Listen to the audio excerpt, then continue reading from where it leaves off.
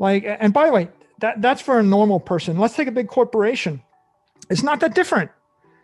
If I have 500 million in Bitcoin, should I risk it all in order to make a 5% yield?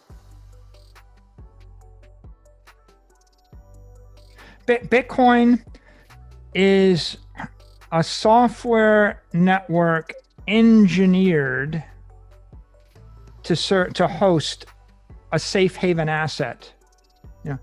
It's an engineered monetary energy network so that you can store and channel energy without power loss. It's the first one. It's the first successful one. I mean, people tried it before, I guess. It's the first successful one. If you define success as capturing $100 billion worth of monetary energy in it. And in that regard, it's a thing of beauty, but it's an engineering breakthrough. Just like a nuclear reactor, just like a space shuttle, right? Just like an aeroplane. It's an engineering, just like a railroad. Did it cost a lot of money to build the first one? Yes. Did it actually cut the cost of moving stuff around by a factor of 1,000 or 1,000,000? Yes. Is it a revolutionary network? Yes. Did people understand it when it first hit? Most didn't. Will they eventually? I think so. There's no doubt that for the normal person, the mere mortal, they should buy as much Bitcoin as they think they can afford to buy and not run out of money. You should buy Bitcoin as a long-term savings account. If you need the money to live on in the next 6 months, you keep it in a cash checking account.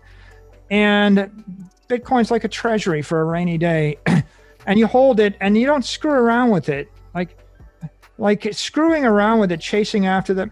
If I thought I was going to get a 40% yield, then risking it all to get 4% more.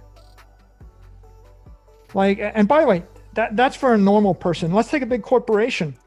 It's not that different. If I have 500 million in Bitcoin, should I risk it all in order to make a 5% yield? The reason I got it is because I thought I was going to get much more than that by hodling it, right? And the problem with trying to generate yield is also the tax code is very hostile. So you go and you make all these trades, and if you lose all your, if the trade's a losing trade, you lose it all. And if the trade's a winning trade, you have to pay 40% of the win to the government, or 50%. If you're in California, I'm not even going to ask you what it is in California. I don't know why people could even live in California right now, at the rate that these taxes are going to. But I mean, you're going to risk all your money. And if you win, you're going to give half of it to New York or California. And if you lose, you're going to lose it all. Or you could have done nothing, taken no risk.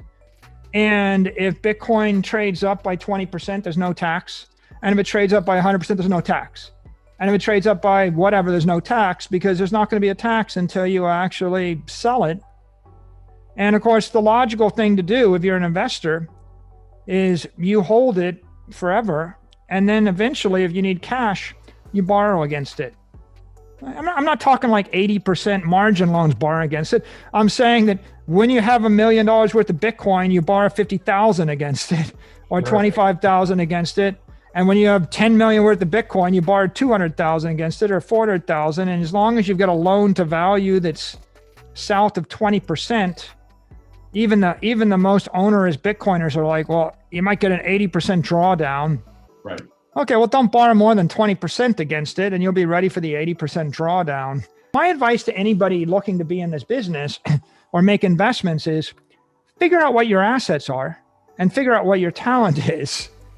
Instead of complaining and bitching and moaning that PayPal doesn't give custody, do it yourself, right?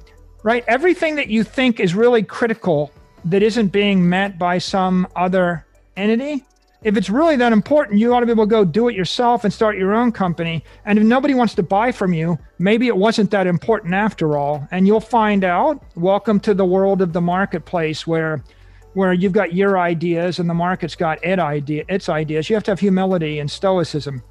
One thing I'm sure of, though, is when you're stretching beyond your fingertips, trying to do everything, trying to be all things to all people, when you think that you can do 100. It's the arrogance and the presumption of the young engineer. They're like, we're going to put 100 features into the product, and it's going to be the fastest, strongest, bestest, most beautiful thing, and everybody else sucks. And they sit there like, well, PayPal sucks, and Square Cash sucks, and all these other guys suck, and Bitcoin sucks because my blockchain is better, and I've got a million other things. You just don't know what you don't know, right? The only reason you haven't failed yet is because you haven't rolled it out yet. And so as soon as you do it, and then you realize that it breaks, and it's fragile, and has attack vectors, and it gets hacked, and it's too slow, and it's a dog, and people can't run it on their device, and you spend 1 million years, and you built the best thing ever, and then PayPal's got 100 million people to use something with 1% of your features. Then you're going to realize that there are other things that are more important to the market than just having a lot of ideas or having the best plan. I think everybody in the economy has got to decide where they want to focus their energies. And Bitcoin is an economy. It's a cyber economy. Once upon a time, America was this great capitalist nation, land of the free and capitalist, and everybody doing business in the quest for the almighty, worshiping the almighty dollar, right? That's America, the Warren Buffett America, right? Well, Bitcoin is an economy in cyberspace, everybody creating their own business in worship of the almighty Bitcoin. Okay, so the difference being, at least Bitcoin is a conservative energy, and the dollar has got a leak in it, right? So having said that, you have to decide where in the economy you want to be. You can be an investor, you can be a trader, right? You can be an analyst, an advisor. People are giving good advice. You can be an exchange. You can be a bank. You can issue loans. You can sell volatility. You can buy volatility. You can do futures, right? I mean, these are all things you can do. You can build mobile apps like PayPal and Square are doing, plugged into it, right? They're leveraging their assets. MicroStrategy is an enterprise intelligence company. What we're good at is extracting insights from raw data. So what you can figure is we run a node, we extract the entire blockchain from the node. When I'm thinking about what we're going to do, I'm thinking we should extract that entire blockchain, turn it into a MicroStrategy data set, start to build hyper intelligence and business intelligence on top of the blockchain, and give the world some tools that they can use to create their own custom intelligence in that Bitcoin ecosystem. And if I take the 100 million lines of code and the 30 years of experience that we've got in business intelligence, where I'm quite sure we're the best in the world at that, and I tack on the Bitcoin blockchain data set, and then I put the two together, I'm going to deliver billions of dollars of software value to the Bitcoin cyber economy that people that are interested in that are going to use. Right, so that's me bringing my assets in an overwhelming way to the network. Right, if I can't take $10 billion worth of software and adapt it to Bitcoin, it's not likely that I'm going to take 100 million in capital and be the world's best miner. So if we go to mining, I think mining makes sense if you have an edge in electricity. Like the fundamental issue is mining is like three things, right? It's, do I understand electricity, and can I get it, and can I hold it for the next decade? And can I get it at a rate that's more competitive? And this is a brutal observation. I have to get electricity at a rate that's more competitive than the cheapest electricity producer on Earth at every given time, which means I have to actually ask the question: is it possible the Chinese government will give away the electricity for free, or will the Iranians or will the Russians give away electricity for free so that they can actually grab the Bitcoin or monetize that hardware or something, or create jobs? You can dump electricity on the market. So that's the first question. The second question is, can I actually get an edge in the SHA-256 ASICs? right? Because it's encrypted energy, right? If I just put the energy out there, that's analog. But if I'm going to run a hash curtain, I'm going to have hardware. Okay, so can I get an edge there? And the third is, do I know how to operate a data center? And can I manage all of the business operations? So there are three different things. And if I owned a bunch of energy and I had nothing else to do with it, then I'm a strategic low-cost provider. But for me to go onto the spot market and buy energy on the spot market and buy ASICs on the spot market and then learn to do it, it's like, I'm the newbie, but I don't have any particular advantage in this space. If Dan, if I had $100 million worth of capital, I could go and I could set up a mining operation, and then I could buy energy, and then I could worry about whether my energy provider is going to screw me and triple the price. And I could worry about whether the Chinese or the Indian government will give it away for free. And I could worry about whether the ASICs will be out of date. And then I could worry about the price of Bitcoin. But I could just take the 100 million and buy Bitcoin and stop worrying. Because let me tell you what the risk is. The risk if you buy Bitcoin is the price goes down or the price goes up. If the price goes down, it was a mistake. If the price goes up, it was brilliant. On the other end, take the $100 million and set up a Bitcoin miner. Well, the energy might cause you, Bitcoin might go up and you don't get any because your hardware is not competitive. Bitcoin might go up and you don't get any because your electricity is not competitive. Bitcoin might go up and you don't get any because it takes you 10 years to get it. Bitcoin might go up and you don't get it because you screw up your data center.